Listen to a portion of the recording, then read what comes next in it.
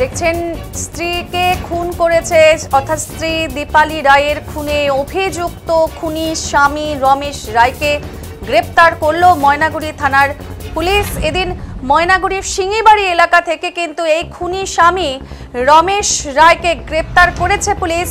এদিন অভিযুক্ত রমেশ রায়কে নিয়ে ব্যবহৃত অস্ত্র অর্থাৎ তার স্ত্রীকে যে খুন করেছে, কোন কোন অস্ত্র দিয়ে ব্যবহার করেছে, সেই সমস্ত অস্ত্র এবং অন্যান্য জিনিস তিনি কোথায় রেখেছেন তার কিন্তু তদন্ত করে দেখছেন ময়নাগুড়ি থানার পুলিশ।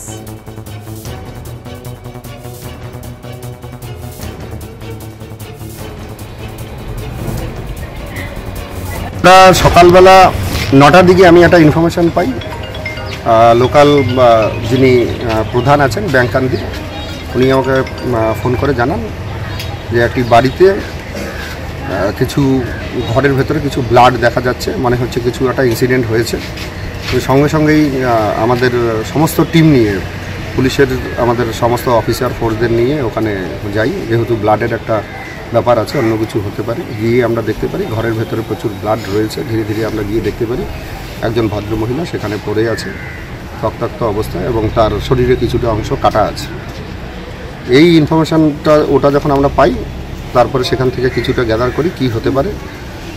তা সেখান থেকেই পাই যে ওনার স্বামী রমেশ রায় সে সম্ভবত তার স্ত্রীকে মার্ডার করে তার দেহের কিছুটা অংশ নিয়ে সে বাইরে বেরিয়ে গেছে। তার একটি ছেলে এবং একটি মেয়ে আছে যারা এখানে থাকে না, মেয়ের বিয়ে হয়ে গেছে, ছেলেও বাইরে কাজ করে। আমরা সঙ্গে সঙ্গেই সেই লোকটিকে খোঁজার জন্য চতুর্দিকে লোক লাগিয়ে দিই এবং আমাদের যারা টিমের মেম্বার আছে প্রত্যেকেই এর পেছনে ছোটা শুরু করি। বডি আমরা পোস্টমর্টমের জন্য পাঠিয়ে দিই এবং কিছুক্ষণের মধ্যেই ঘন্টা 2.5-3 মধ্যে ইনফরমেশান পাওয়ার ঘন্টা 2.5-3 মধ্যেই আলটিমেটলি আমরা সেই লোকটিকে ধরতে পারি। সিঙ্গিমারির কাছাকাছি একটি জায়গায় সে একটা বাঁশঝাড়ে ঝোপের ওখানে লুকিয়েছিল। আমরা ওকে অ্যারেস্ট করি এবং ওর কাছ থেকে যে সমস্ত কিছুটা আমরা শরীরের একটা অংশ, সেই অংশটাও আমরা রিকভারি করি এবং সেগুলো সিজও করি, সেটারও আমরা ফার্দার আমরা প্রসেস করছি।